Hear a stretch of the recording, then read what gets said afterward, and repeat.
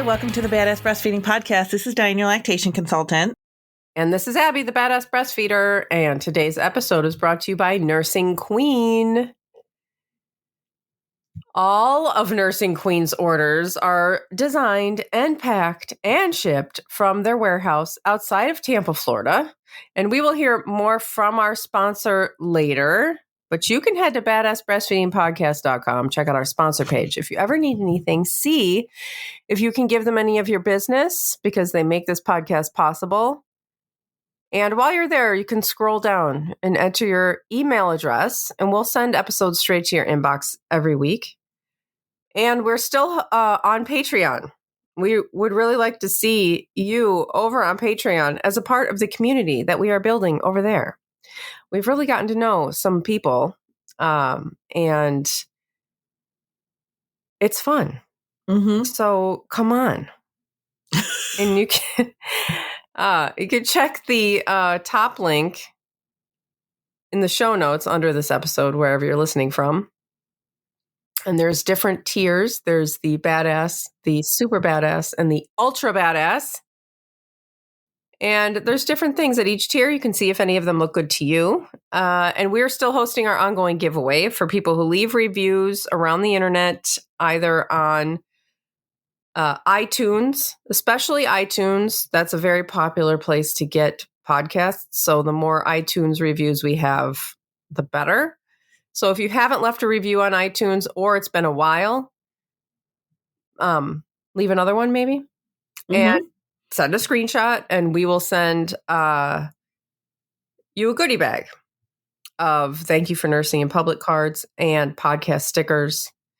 But you can do stars on Spotify, or if you share the podcast, we're just trying to get people to know about the podcast. So if you're sharing it on your social media channels or anything like that, just send it over and we will send you a goodie bag.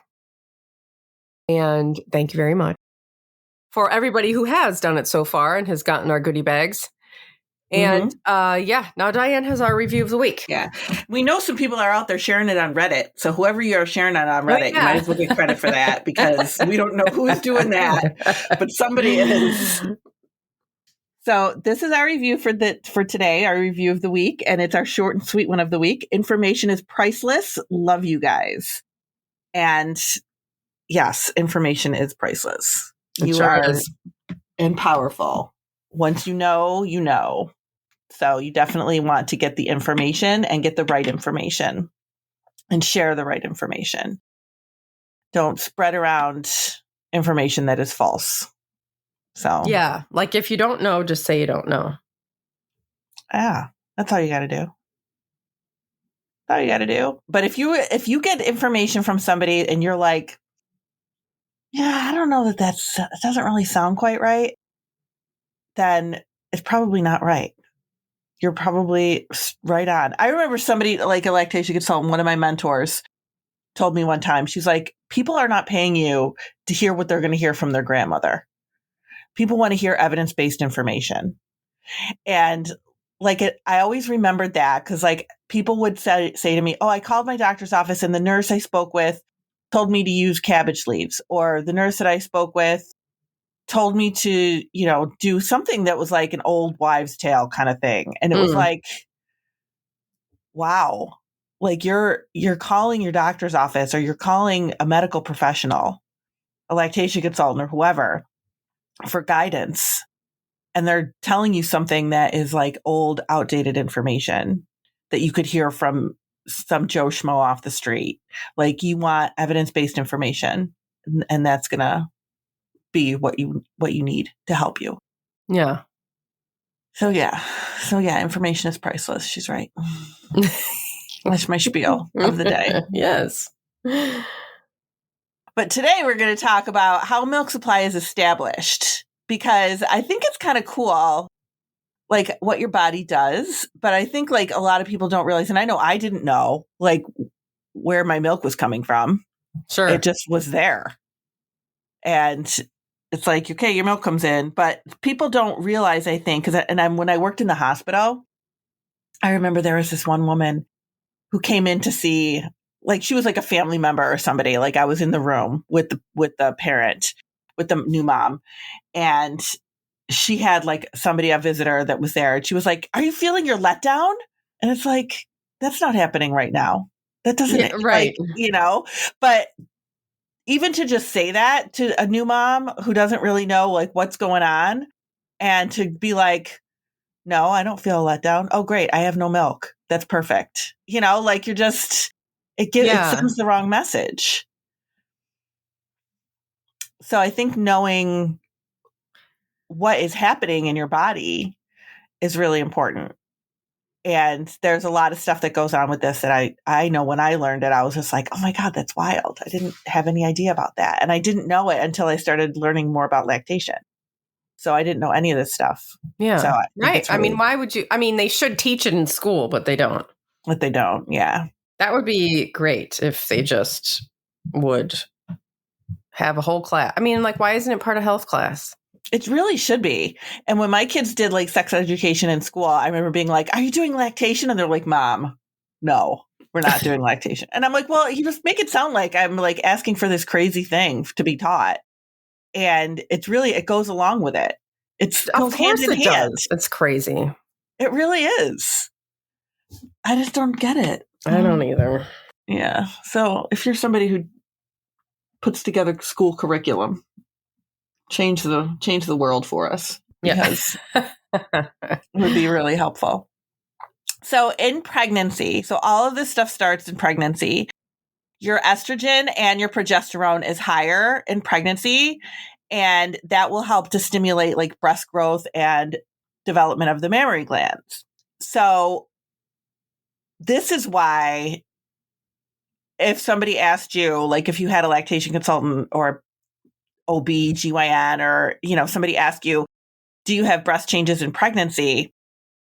That is because if you have those changes during pregnancy where you get bigger, that is a good indication that your body is getting ready to make milk. If you don't have any changes during pregnancy, that's usually a hormonal issue. Like sometimes when people have like a hormonal problem, they might not notice any breast changes and they might have a milk supply issue.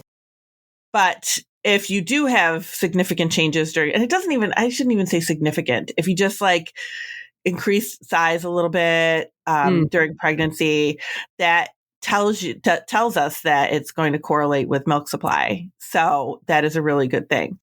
And colostrum is starting in pregnancy. So you don't have milk in pregnancy. And I know there was a very recent episode where we were talking about this, I think, where it's like if you were meant to have milk on day one, you would have milk on day one. Yeah. But you're not. And that is because progesterone, which is higher during pregnancy, kind of blocks that milk production. So you have what your body is making is colostrum, and that is happening like during pregnancy.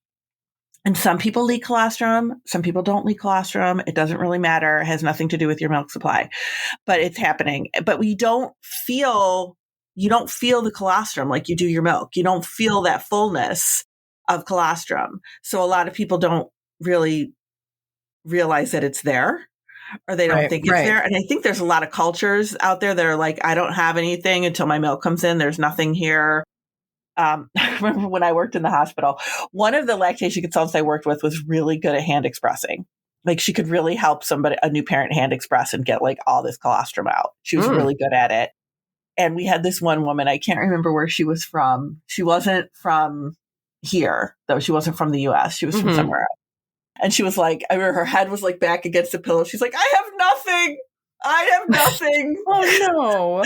And my colleague was like hand expressing this whole cup full of colostrum, and it was just like, she had all this colostrum, but she just really didn't think she had anything at all. Oh, yeah. And it makes me sad when people feel like that they don't have what their baby needs, because I've never met anybody that didn't have colostrum.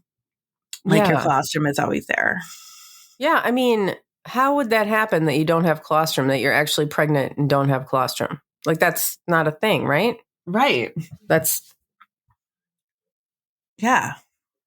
So Then once your milk supply starts to change within 24 to 72 hours after your baby's born. And the trigger for this is the placenta leaving the body. And that is because once the placenta leaves the body, and I remember when I learned this, I thought it was the coolest thing ever. When the placenta leaves your body, your progesterone drops and prolactin kicks in. And prolactin and the volume of prolactin is what causes your milk supply to come in. And that happens 24 to 72 hours after your baby is born. So your baby needs a couple days of just colostrum before they need your milk. And again, if we were meant to have milk on day one, we would have milk on day one. It's not something that we were meant to have. And it can be different for everybody. Like there's some situations that cause milk to come in a little bit later, like maybe day 4. And that might be like a first time C-section. If you have like another kind of medical issue, diabetes or HELLP syndrome, something like that. But that doesn't mean anything's wrong. It's just taking a little extra longer. It doesn't mean like you failed at this. Your milk didn't come in on exactly, 72 hours. So there's going to be a problem. It's fine. Your milk is still coming. Yeah. And the hormones that are at work here are prolactin and oxytocin. Those are your big hormones that are at work. And the prolactin is released with nipple stimulation and it drives your milk production. So one of the things that makes it really one of the things it does that drives your milk production is it's kind of sets up these prolactin receptors when you feed your baby. And the more you feed your baby, the more prolactin receptors are there. So if you are feeding very frequently in the first days of your baby's life, as we should be feeding like 10 to 12 times in a 24-hour period or more with new infants, you are setting up your body for a good milk supply. So that's what we want to do, right? We want to like get your body primed and ready for this milk supply for your baby. And the more your baby feeds, the more your baby is telling your body, I need this milk. So it is really important that you are feeding them very frequently. It can be hard because all you want to do is want to sleep. All you want to do is like not have this baby attached to you 24/7. Like it's very overwhelming in the beginning. Like you might have been up for 3 days with a long induction, like it just, and then all of a sudden, or you might be on medication for a C-section and you're drowsy and groggy and now somebody's in your face going, oh, you got to feed your baby every 2 seconds. Like it's just a lot. So just kind of keep in mind that what your baby is doing is they're setting up their milk supply. And that is something that's really important for the future for them. Now, oxytocin, and then the prolactin too is higher. Prolactin follows a circadian rhythm, so it's higher overnight. So that is one of the reasons why those night feeds are kind of important. And I know everybody wants to be like, let me have somebody else do the night feeds and let me sleep a little bit. Let my husband wants to get up and do the night feeds or my partner wants to get up and do the night feeds. So I'll pump a bottle during the day and let him do that at night. But those night feeds do serve a purpose and they do keep your milk supply higher. So you definitely have to get at least one of those night feeds in between the hours of like midnight and 5, at least have one night feed in there. And then oxytocin is the other hormone. And oxytocin is responsible for your milk letdown. Now, the thing with milk letdown is that some people feel it and some people don't feel it. Yeah. And I had a pretty robust supply with my twins. I felt one, and just the initial milk letdown, and that was it. I never felt another one. And I can't remember with Nathan, I think I felt only just one as well. And then there's some people who feel several throughout the feeding. It really it's so individualized. But if you're not feeling a letdown, that is okay. It doesn't mean you don't have a milk supply. It's really, I have no idea why that is, but it's totally fine. But that is influenced by the oxytocin release. It's also influenced by like emotions and stress and pain and, if you feel like you're not being supported, like all those things can impact your milk letdown. Hearing a baby cry, like a lot of times people will say, oh my gosh, my milk lets down if I hear another baby cry. Like that is totally like the emotional side of that oxytocin release. And some of the things like you could feel when your milk lets down, some people kind of feel like a little bit like tired. You might feel thirsty. That's a side effect. And I think a lot of times people think that, it's my own theory anyway, that people think that they are like dehydrated or they need water to make milk because they feel that thirst. But that's an oxytocin response. So it's just like a side effect of your oxytocin. It doesn't mean you're dehydrated. Right. You're just feeling like you can thirsty. be fully hydrated. It's a sensation that comes. Exactly. Yeah. And skin to skin is also something that really triggers that oxytocin. And we always say lots of skin to skin, but you might not realize how important that is for breastfeeding because it really does. It keeps the baby right there. If they are showing feeding cues, you can put them right on. It helps with the oxytocin because you're signaling oxytocin when you are doing skin to skin with your baby. And it really does help with your milk supply. So doing that skin to skin is really important. And then supply and demand. You want your milk supply is kind of controlled by what we call autocrine control once the milk volume has increased. And this is kind of like getting into the sciencey of it, but when your milk first comes in, it's endocrine control where it's being driven by your hormones. And then once that kind of passes, your milk supply is autocrine control, which means that it's supply and demand. So if you're using that milk, your body's making that milk. And that's a really important thing to remember because if you are not using that milk and you're kind of skipping feeds and are doing a lot of supplementing, then your body is going to be like, well, we don't really need this milk supply. So we're going to kind of shut things down a little bit and it's going to kind of control it that way. So what you want is to keep a higher milk supply. You want to definitely keep those breasts working and keep draining them and keep feeding your baby because that is what's telling your body, I need this milk. So we should probably take a break and then we can talk about more stuff. Alrighty, we'll be right back. Today's episode is brought to you by Nursing Queen. This brand is a game changer for breastfeeding moms, making life so much easier when you're traveling for the holidays, out and about running errands, or having to pump at work. Their tops and dresses are designed with hidden access for nursing and pumping. Forget trying to lift up your entire shirt or completely undress to feed. Their sweatshirts are perfect for the cooler weather, and they have some new styles out. All of this happens with hidden zippers. You can't see them. They're very cool. And all of the orders are designed, packed, and shipped from their warehouse outside of Tampa, Florida. They just dropped some new styles. You got to check them out. Also, I think there's hidden zippers, but is it all of the clothes or is there sometimes there might be sometimes like a hidden flap or something? Yeah, I think some of them have the flaps. It's not like every single one of them has zippers going on.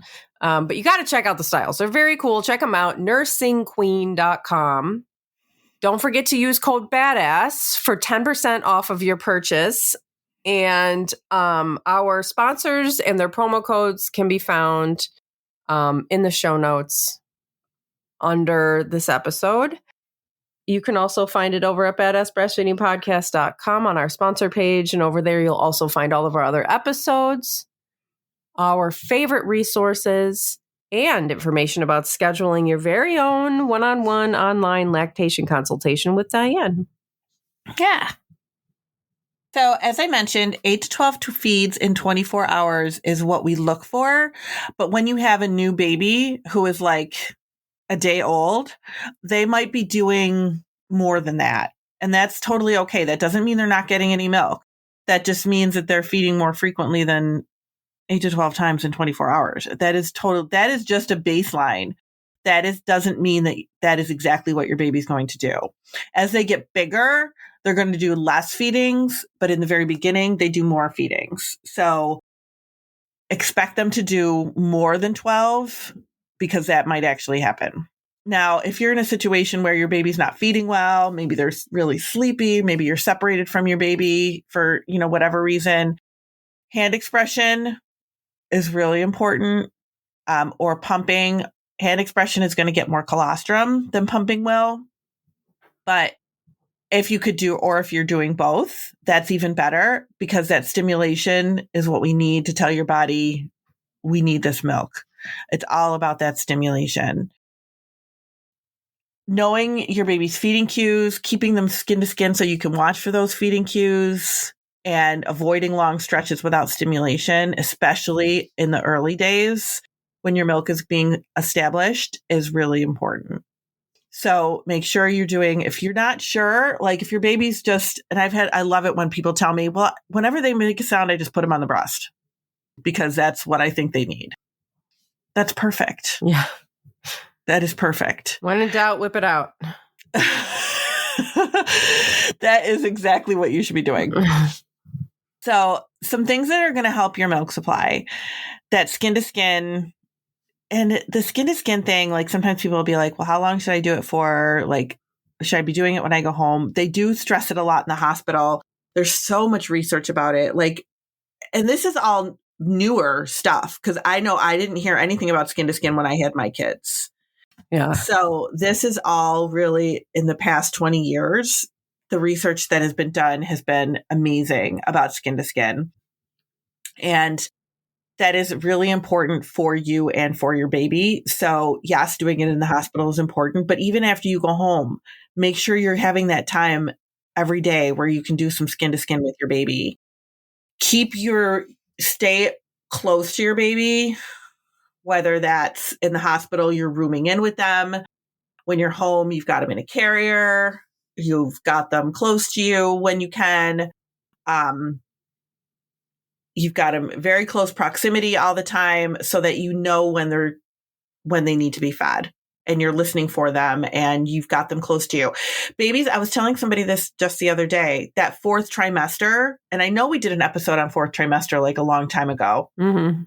And that is the trimester, the first 4 months after the baby's born, or the first 3 months after the baby's born is the fourth trimester. And your baby doesn't even know that they're separated, that they've been born. You know what I mean? Like they don't even know that they're a separate entity from you. Right. They need to be with you all the time. That is where they're most comforted. That is where they're most secure. And that is why when you put them down, they cry because they want to be with you all the time. They have that connection to you and they just want to be with you because that is where they're secure. So don't be surprised if that's what your baby is doing. A lot of times people will be like, well, I try to put him down to go to sleep. As soon as I put him down, they automatically wake back up. Oh my God. I remember going through that. And it was just so frustrating thinking that something was wrong with him. Yeah.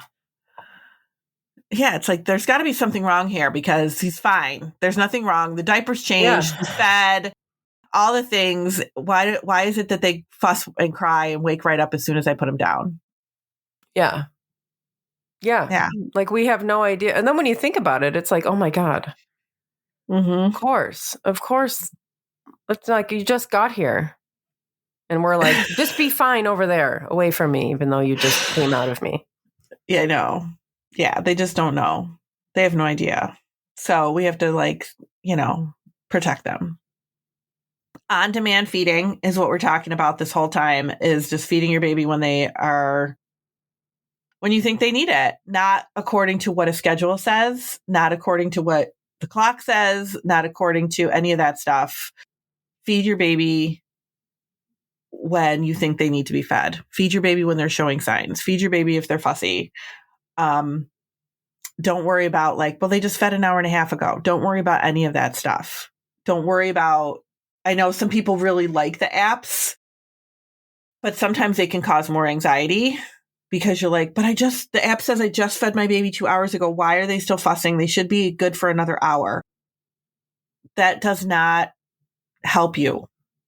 So you might not need those apps. You might feel less anxiety. You might feel less stress if you're not following any kind of structured schedule. And it's not recommended that you do so. Avoiding unnecessary supplementation. If you can do that, I know sometimes it is necessary, but not always. And really, like, it's important to take care of you, to make sure that you're resting, to make sure, that you're eating and that you're drinking and that you're hydrated, and that the eating and the hydration have nothing to do with your milk supply. I want you to know that. That is not something, there's no research behind that. There is nothing behind that. But if you are not hydrated personally and you are not eating personally, you're going to feel like crap. So we want to make sure that you are feeling good because you're taking care of a baby. So you need to be like on your game when you're doing that stuff. So some things that can interfere with establishing a good supply could be like, and this is why we always say, like, it's the baby's fault.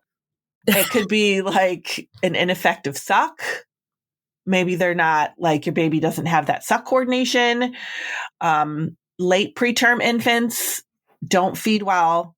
And it's really kind of hard because we think that they're going to feed fine because they're late preterm. They're not like super early or anything like that. And they're regular baby size, but they don't feed well. And that is because they just don't have the strength and the coordination of a 40-weeker.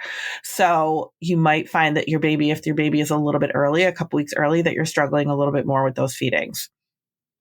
Oral challenges like tongue ties, things like that, that might cause your baby to not transfer milk well, which can cause a milk supply problem over time.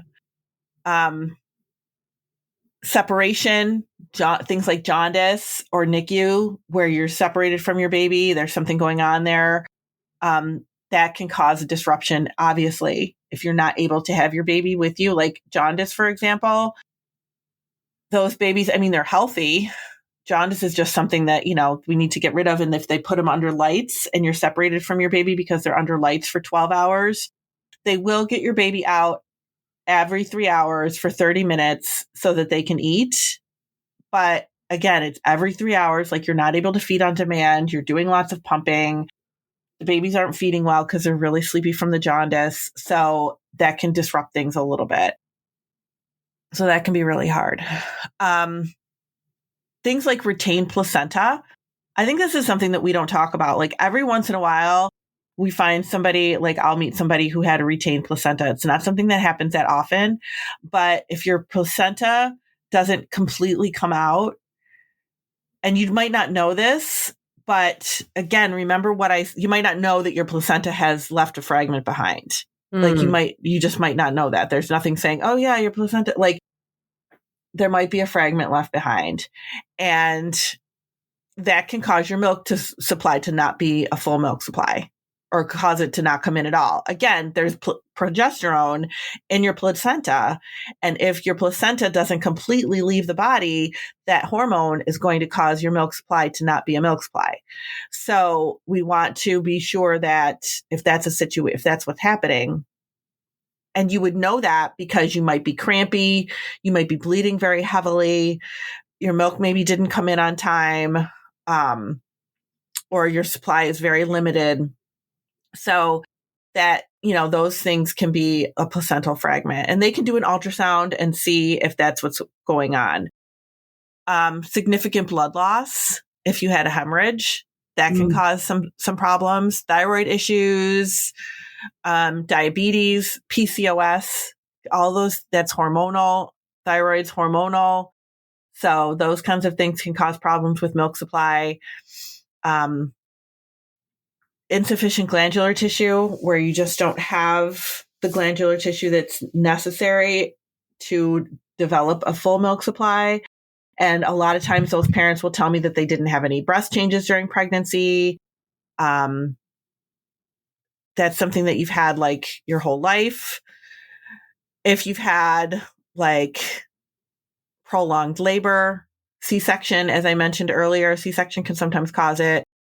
Prolonged labor, preeclampsia, epidural can sometimes cause like feeding problems, coordination issues, suck problems, things like that, which can kind of keep your milk supply from being your milk supply. So some things you can do, hand expressing is more effective than pumping in the early days because your colostrum is thick and it just doesn't pump well. So a lot of times they'll bring you a pump and they'll be like, okay, you know, your baby's separated from you or your baby's not feeding well or whatever. Here, pump every 3 hours. And a lot of people are like, why am I doing this? I'm not getting anything out. Well, the stimulation is really important, but hand expressing is going to get more colostrum than your pump is going to get. So hand expressing is going to be a better thing. And if you're not sure how to hand express, there's some great videos on YouTube. Stanford Health has some really good videos on hand expression. So there's some really good ways that you can learn how to do it if they don't teach you how to do it in the hospital. Any kind of amount of colostrum is good. And remember, when your baby is first born in that first 24 hours of their life, especially, they don't need a large volume at all. Yeah. They just need small amounts. So anything that you can give them of colostrum is good. Pumping early is only needed if your baby isn't feeding well, if you guys are separated, if there are risk factors for delayed milk onset. So if you had a C-section and your baby's not feeding well, then you probably should pump in those early days. If you are separated from your baby, you should pump in those early days. If your baby is feeding fine, you don't need to worry about it. You don't need to pump in those early days. And that could just cause more problems. It can bring on that oversupply of milk because now we've done too much stimulation. So we want to keep it to where it's just what the baby needs. And if your baby is feeding fine, you don't need to pump. So that's kind of like what happens with your milk in a nutshell. But a lot of stuff that happens, like I feel like parents a lot of times will blame themselves and be like, oh, you know, like the baby's not feeding well, it must be my fault, or the baby's not gaining well, it must be my fault, or it must be a milk supply issue. And you're not doing anything wrong. You're doing fine. If you're like responding to your baby's needs, you're feeding, a lot of this stuff is just kind of early challenges. It's nobody's fault, but we always blame the baby. But it's nobody's fault. Things if you that have you might to blame someone, blame the if baby. you have to blame somebody, yeah, blame the baby. It's, you know, definitely talk to a lactation consultant. Even if things are going well in the beginning, it doesn't hurt to meet with somebody just to kind of make sure, get your questions answered, because you're always going to have questions. And don't listen to the myths that are out there. If somebody says to you, well, I had low milk supply, you're probably going to have low milk supply too. That is not a thing. So don't even listen to what other people have to say about it. And just feed your baby. That's really the bottom line. Feeding your baby is going to give you a stronger milk supply.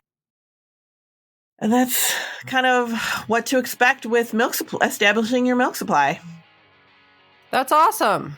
Yeah. Thanks for listening. Thank you. Bye. Bye.